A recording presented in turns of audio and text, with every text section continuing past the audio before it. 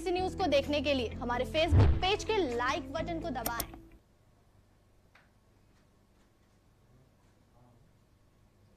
नमस्कार, स्वागत है आपका केबीसी न्यूज में। मैं हूं आपके साथ मोना। कार्यक्रम आसान योग से कोरोना को कैसे करें दूर में एक बार फिर हम मौजूद हैं नए योग के माध्यम से आपको स्वस्थ रखने के लिए। हमारे साथ स्टूडियो में मौजूद है योगाचार्य डॉक्टर बीके मिश्रा। हम आपको बता दें, लगातार हमारा ये कार्यक्रम दर्शकों को पसंद आ रहा है। आज का कार्यक्रम भी बेहद खास होने वाला है, क्योंकि आज भी हम अपने दर्शकों को योग से स्वस्थ रखने के तरीकों के बारे में बताएंगे। हम एक बार फिर स्वागत करते हैं हमारे योगाचार्य डॉक्टर बीके मिश्रा जी का। धन्यवाद। आपके स्टूडियो में आके मुझे आपने जो उपकार किया है मैं अपने दर्शकों से शेयर करना चाहता हूं, और मेरे पास जो भी ज्ञान है वो दर्शकों तक पहुंचा सकूं, इसलिए मुझे काफ़ी खुशी हो रही है। धन्यवाद।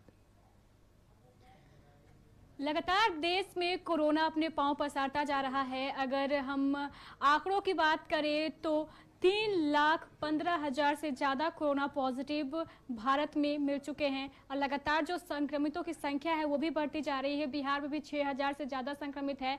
कटिहार जिले में भी जो संक्रमितों का आंकड़ा है वो 200 के पार पहुंच चुका है।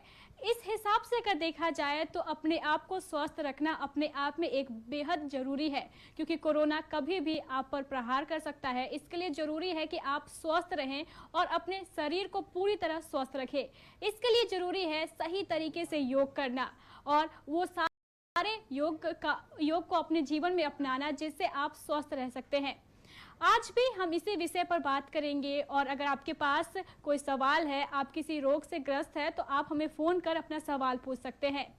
अगर हम बात करें सर कि पिछले 3 दिनों से हम ये चर्चाएं हम लोग कर रहे हैं कि लगातार योग के माध्यम से शरीर को कैसे स्वस्थ रखा जा सकता है, और हम फिर आज आपसे वही विषय में बात करना चाहेंगे कि जो हमारे दर्शक है वो लगातार हमसे ये पूछ रहे हैं कि कौन से ऐसे योग है, कौन से ऐसे व्यायाम है जिसे करके लोग अपने शरीर को स्वस्थ रख सकते हैं।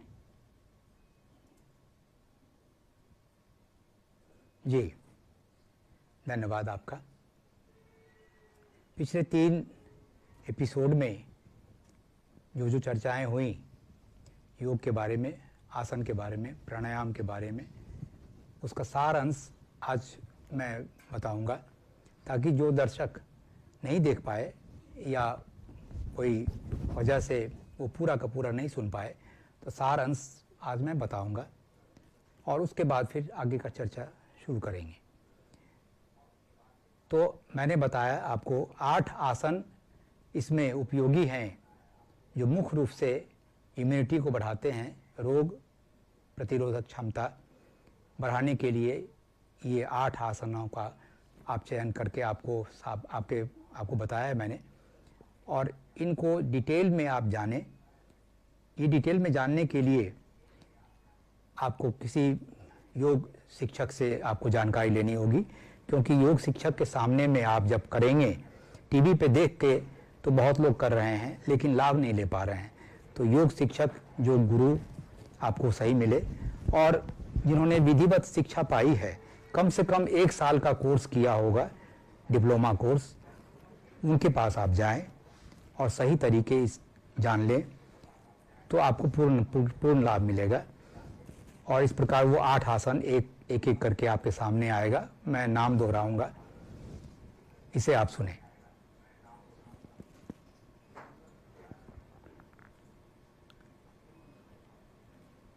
पहले ताड़ासन, ये भुजंगासन आ गया। हाँ, ताड़ासन। खड़े होकर के 3 आसन।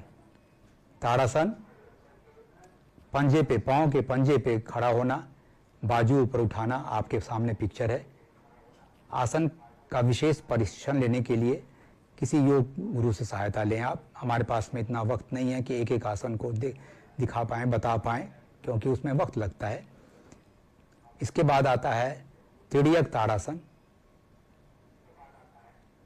तिर्यक ताड़ासन, साइड वेज ये झुकना है, साइड से हमें झुकना है, ताकि आपके जो बॉडी के साइड वाले पोर्शन हैं, दोनों साइड, यहाँ तनाव देता है और स्ट्रेच करता है बॉडी को, यहाँ से आपको मदद मिलेगी कि जितने भी तंतु हैं, सेल हैं, उसमें गतिशीलता आएगी, रिजुवेनिटी आएगी और इसे मजबूत किया जाता है।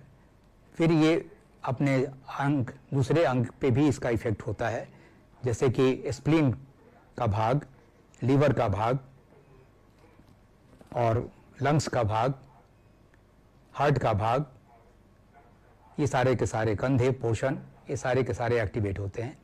तो ये तिर्यक तारासन ये ज़रूरी है आपकी इम्यूनिटी को बढ़ाने के लिए। नेक्स्ट,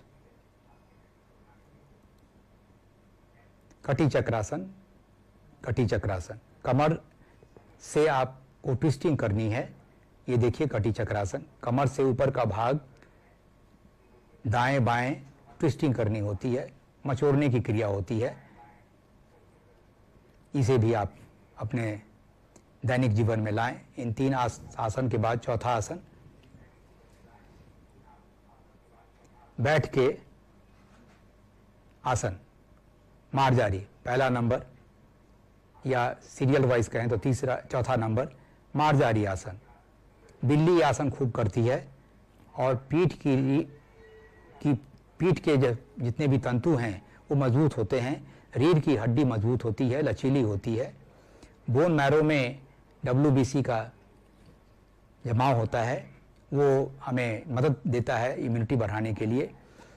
तो हड्डियां मजबूत होंगी तो बोन मैरो आपका मजबूत होगा और WBC काउंट बढ़ेगा, इम्यूनिटी आपकी अधिक होगी। इसके बाद मेरु वक्रासन, ये भी कमर से ऊपर के भाग की ट्विस्टिंग है, कमर से ऊपर के गर्दन भी, साथ ही साथ मेरु वक्रासन से लाभ मिलता है।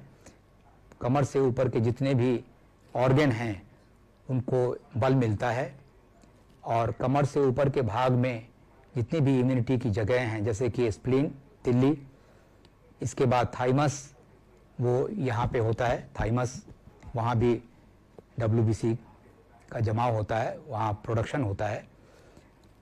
फिर लिम्फेटिक नोड्स पूरे शरीर में फैले हुए हैं, उसको वहाँ जमाव होता है WBC का, यहाँ से आपको लाभ मिलेगा। बोन मैरो तो हड्डी में बोन मैरो जो है वो WBC का काउंट बढ़ाता है, वहाँ उसका स्राव होता है और इस तरह से इम्यूनिटी बढ़ती है। तो बैठ करके ये 2 आसन, फिर लेट के भुजंगासन, पेट के बल लेट के भुजंगासन, ये सभी लोग जानते हैं इस भुजंगासन को, भुजंग बोलते हैं सांप को। इस प्रकार देखिए भुजंगासन। इसके बाद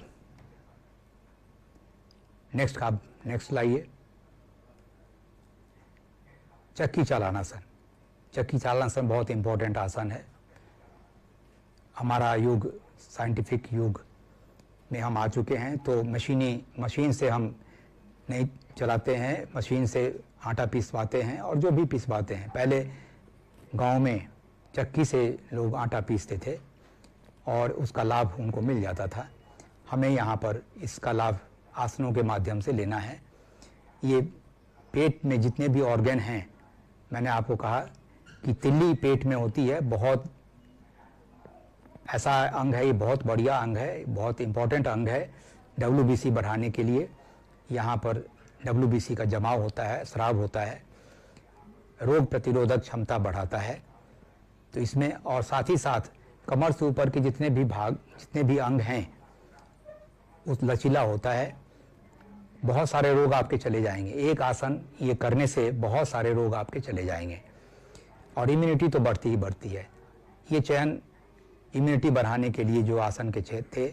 और लास्ट में फिर सूर्य नमस्कार। ये सूर्य नमस्कार 12 पोस्चर के हाफ राउंड, फिर 12 पोस्चर के हाफ राउंड, ये पूरे के पूरे 1 राउंड कहलाते हैं। इस प्रकार दिन में आप इसे सुबह सुबह करें, जबकि शौच के बाद आ जाते हैं। जब भी आसन करें तो पेट हल्का रखें, सुबह करने का वक्त सही होता है, शाम को भी आप कर सकते हैं। इन सब आसनों को आप अगर दिनचर्या में लाएंगे तो आपकी इम्यूनिटी बढ़ी रहेगी। और आप ये निश्चित मानिए कि इतने आसन जो करेगा डेली सुबह और शाम, उसे जीवन में कभी भी कोई रोग नहीं होगा, डॉक्टर से मुक्ति मिल जाएगी आपको। धन्यवाद। तो ये आसनों के नाम थे। लास्ट में ये फिर उष्ट्रासन एक मैंने बताया था, उष्ट्रासन भी है, लेकिन सब लोग नहीं कर पाएंगे क्योंकि कमर लचीली जब तक नहीं हो तब तक ये नहीं किया जाना चाहिए। इसमें थोड़ा डिफिकल्ट आसन है, तो अगर आप कमर लचीली आपकी है तो इसे करिए, लाभ मिलेगा आपको। धन्यवाद। तो आसन के नाम थे। अब प्राणायाम, जो पिछले दिनों में मैंने बताए थे, 4 प्राणायाम मुख्य रूप से प्राणायाम है। ये हैं, पहला नंबर अनुलोम विलोम, सांस तेज और लंबी सांस, तेज और लंबी सांस लेना और छोड़ना, एक नाक से 10 बार, फिर दूसरे नाक से 10 बार लेना और छोड़ना, प्रथम। इसके बाद फिर आप अल्टरनेट विधि, विपरीत नाक से, एक नाक से लेना, दूसरे से छोड़ना, दूसरे से लेना, पहले से छोड़ना। और इसमें ध्यान देने वाली बात कि सांस को आपको देखते हुए करना है। गहरी सांस, लंबी सांस लेना और गहरी लंबी सांस छोड़ना भी अनुलोम विलोम है। फिर से रिपीट करता हूँ, लोग ऐसे अनुलोम विलोम तो बहुत करते आए हैं, लेकिन गलती कहाँ कर बैठते हैं कि सांस को देखते नहीं, इतनी जोर लगा देते हैं कि सांस पे चेतना आपकी टिकी नहीं रहती है। तो आप इसकी गति इस प्रकार रखें कि फोर्स भी लगे और आपकी चेतना सांस को देखती जाए, लेते वक्त भी और छोड़ते वक्त भी, तो आपको पूरा लाभ मिलेगा। तो ये अनुलोम विलोम। इसके बाद आता है कपालभाति। कपालभाति प्राणायाम बहुत प्रचलित प्राणायाम है, सभी लोग करते हैं। तो इसका, इन सबों प्राणायाम का आसन का प्रशिक्षण आप कोई योग गुरु से लें। जब तक कि आप घंटा भर बैठ करके अगर इसे एक एक आसन को ना समझेंगे, बार बार रिपीट ना करेंगे, गलतियां आएंगी, उसे गलतियां का सुधार योग गुरु आपको कर दे और तब आप आसनों को करें। क्योंकि टीवी में देख के जितने भी लोग 10 साल से कर रहे हैं मेरे पास आते हैं, लेकिन किन्हीं को लाभ नहीं मिला आज तक। सभी कहते हैं मैं जहाँ था वहीं हूँ। शुगर था तो शुगर है, इसके बाद जो हार्ट प्रॉब्लम है तो है, अर्थराइटिस है तो है। इतना सारा आसन कर रहा हूँ मैं, 7 साल से 8 साल से कर रहा हूँ। मैंने पूछा कि अगर योग कोई करेगा, सही रूप में अगर कोई करेगा तो रोग नहीं रहेगा। ये मेरा विश्वास मानिए आप। अगर 90 दिन कोई योग कर ले जानकारी लेकर, तो मैं आपको गारंटी देता हूं कि कोई भी रोग से मुक्ति पाया जा सकता है, चाहे वो कितना भी पुराना रोग हो, चाहे शुगर हो, चाहे हार्ट प्रॉब्लम हो, चाहे अर्थराइटिस हो, चाहे किडनी प्रॉब्लम हो। बड़े बड़े रोग भी 90 दिनों में ठीक किए जा सकते हैं। धन्यवाद। और इम्यूनिटी बढ़ाने के लिए मैंने ये आपको एक पैकेज दिया, इसे आप जरूर सीखें और जानें, करें। धन्यवाद।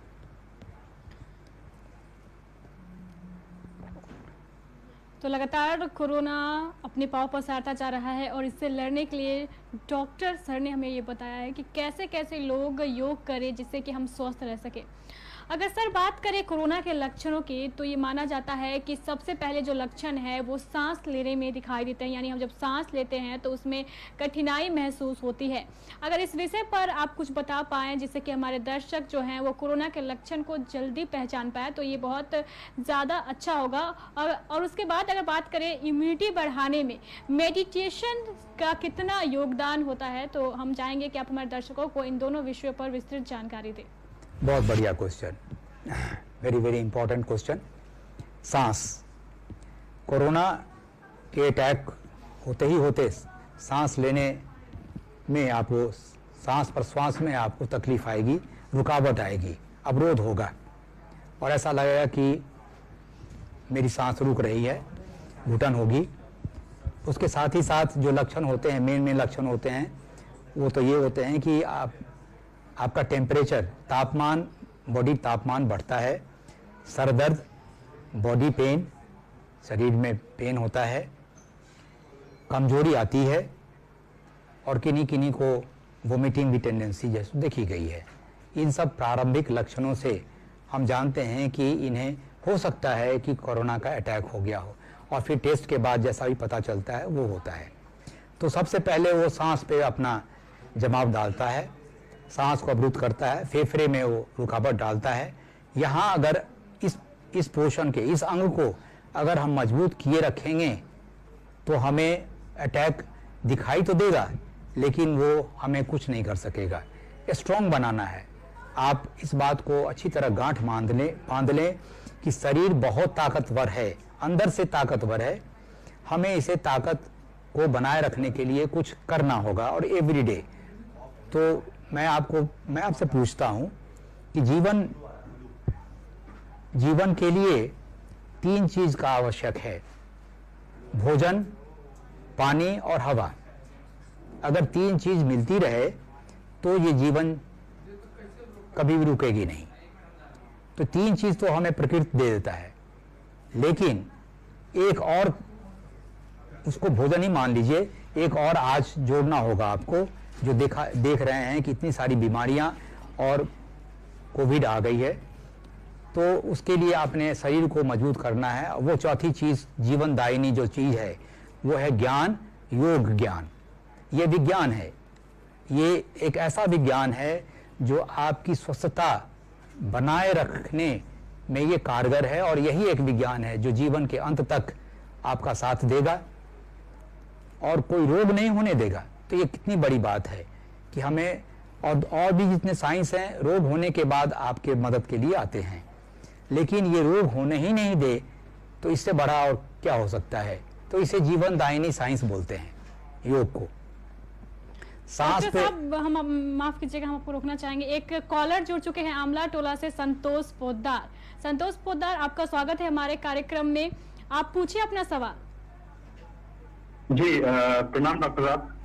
नमस्ते जी। मेरा सवाल ये है, मैं ऐसे काफी दिनों से फॉलो कर रहा हूँ इस प्रोग्राम को। उसमें बाकी चीजें तो बहुत कुछ सीखने को मिली। एक जो दिक्कत मुझे लगती है मेरे साथ हो रही है, वो चूंकि मैं एक मतलब एम्प्लॉई हूँ, सैलरीड एम्प्लॉई हूँ, तो हमारे वर्किंग आवर्स थोड़े लंबे हो जाते हैं। ऐसे केस में कई बार खाने का टाइम सही नहीं रह पाता जी। रात को लेट खाने का, जैसे आपने बताया था जी। तो ऐसे केस में हम लोग क्या कर सकते हैं, या उसका कैसे टाइमिंग को करना चाहिए अडर के बारे में अगर थोड़ा ज्ञान देते। जी धन्यवाद, बहुत बढ़िया। क्योंकि ये आम प्रॉब्लम देखा जा रहा है आजकल के लाइफ स्टाइल के कारण। वर्किंग आवर कुछ सूट नहीं कर रहा है बॉडी को। जो नेचुरल है वो तो ये वर्किंग आवर पे अननेचुरल हो जाता है, नहीं रहता है। लेकिन हमें तो चलना है, वो भी देखना है और शरीर को भी देखना है। तो रात्रि भोजन अगर लेट करना की मजबूरी है तो आप ऐसे आइटम लें जो लेट करने के बाद भी पाचन पूरी की पूरी हो जाए। सबसे मेन जो एम होना चाहिए, जो लक्ष्य होना चाहिए, पाचन पूरी की पूरी हो। अगर इनडाइजेस्टेड फूड रह गया, मान लो आज की तारीख में जितना भी खाया वो अगर 5% इनडाइजेस्टेड रह गया, पाचन नहीं हुआ, तो 5% वो रोग में कन्वर्ट होगा। और एक प्रतिदिन अगर 5% अगर शरीर के अंदर पड़ा हुआ है अनपच खाना, तो क्या दुर्गति होगी हमारे अंग की। तो यही कहानी होती है। तो मैं आपको बता रहा हूं, जो इजीली आसानी से पच जाने वाली चीज वो रात्रि में आप खाएं, आपको कोई दिक्कत नहीं होगी। पर पहली बात सूखी रोटी और सब्जी बगैर मसाले और तेल के। लेकिन ये तो संभव नहीं है कि बगैर मसाले और तेल के कोई सब्जी कैसे टेस्टी बनाई जाए। तो जितना कम हो सके, क्योंकि मसाले के बाद वो गरिष्ठ हो जाता है भोजन और यही पचने में ज़्यादा देर होती है। तो हरी सब्जी आप लें, और हरी सब्जी में वो सब्जी जिसके के पास पानी का अंश प्रकृति ने पहले से दे रखा है। ये बड़ा इंपॉर्टेंट बात मैं कह रहा हूं आपको। जिसके पास पानी का अंश सबसे ज़्यादा है वो जल्दी पचता है। जैसे मान लो कि सब्जी में अगर आलू है तो उसके पास पानी का अंश नाम मात्र है, नाम मात्र यूं कहें कि है ही नहीं। लेकिन अगर कद्दू ले लें और भी कोई सब्जी ले लें तो पानी का अंश उसके पास में अधिक है। तो इस सब्जी को अगर आप लेंगे तो वो गरिष्ठ नहीं होता। मसाला कम यूज कीजिए और तेल कम यूज कीजिए। सूखी रोटी लीजिए, लेकिन ताज़ी होनी चाहिए, ठंडा नहीं होने दीजिए। ये ध्यान रहे, ये बहुत इंपॉर्टेंट बात कह रहा हूं मैं, कि पाचन क्रिया का बाधित होना रात में खासकर ठंडे भोजन खाने से होता है। तो आपका भोजन जो आप रोटी लें वो ताबे से उठे और आपके थाली में आए। और सब्जी भी गरम गरम बनवाइए, वो टाइमिंग आप बोल दीजिए घर में कि मेरा टाइमिंग ये रहेगा रात का, तो वो बना देगा आपको, उसी वक्त में बना देगा। आप आइए, बैठ जाइए, ठंडा नहीं होने दीजिए, क्योंकि जो ठंडा हो गया वो मर गया। जैसे आदमी मरने के समय ठंडा हो जाता है ना, वही दुर्गति भोजन की होती है, वो भी मरता है। हर चीज संसार में मरती है। तो जो धीरे धीरे करके ठंडा हो जाएगा, कहते हैं 4 घंटे के बाद वो इतना मर चुका कि वो बिल्कुल ही 100% मर गया। अगर 10 मिनट की बात करें तो 10 मिनट का जो अंश आता है वो मरा। अगर 1 घंटे की बात करें तो 1 घंटे का अंश जो होगा वो मर गया। खाना मर गया, मरा हुआ खाना खा रहा, ये जो है सो तो रोग करेगा ही ना। तो बस मैंने आपको कहा, सूखी रोटी, हरी सब्जी और गरम खाना, आपका भोजन पूरा का पूरा पचेगा, कोई शिकायत नहीं मिलेगी आपको, ना गैस होगी ना और कोई समस्या। धन्यवाद जी, धन्यवाद। बहुत बहुत शुक्रिया संतोष हमारे साथ जुड़ने के लिए। तो लगातार हम आपको अपने अंदर की इम्यूनिटी बढ़ाने के तरीके बता रहे हैं, और अगर हम बात करें सर कि योगिक लाइफ स्टाइल, क्या इससे भी हमारी जो अंदर की इम्यूनिटी है वो बढ़ती है? बहुत बढ़िया क्वेश्चन। यौगिक लाइफ स्टाइल, ये नाम कुछ विशेष जानना होगा, क्योंकि यौगिक लाइफ स्टाइल को बोलते हैं कि योगी लोग की लाइफ स्टाइल है। नहीं, यौगिक होता है जोड़ना। जोड़ना किससे? तो शरीर के लिए कुछ देना, ऐड करना। ऐड करना मतलब स्वास्थ्य देना। तो जो यौगिक लाइफ स्टाइल आप सुनते हैं, लाइफ स्टाइल माने दिनचर्या, आपकी जीवन दिनचर्या। और यौगिक मतलब कि शरीर के लिए, शरीर को ध्यान में रखते हुए आपने जोड़ने के भाव से, माने स्वस्थ रहने के भाव से जो लाइफ स्टाइल बनाई गई है, उसका नाम है यौगिक लाइफ स्टाइल। कोई योगी का लाइफ स्टाइल ये नहीं है, स्वस्थ लाइफ स्टाइल जो बनाई गई। एनीवे, अब ये क्या है इसको आप जाने। दिनचर्या मैं बताता हूं आपको, यौगिक लाइफ स्टाइल के दिनचर्या खान पान का इस प्रकार। सुबह आप शौच से आने के बाद इसमें जूस का सेवन करें, फल का सेवन करें।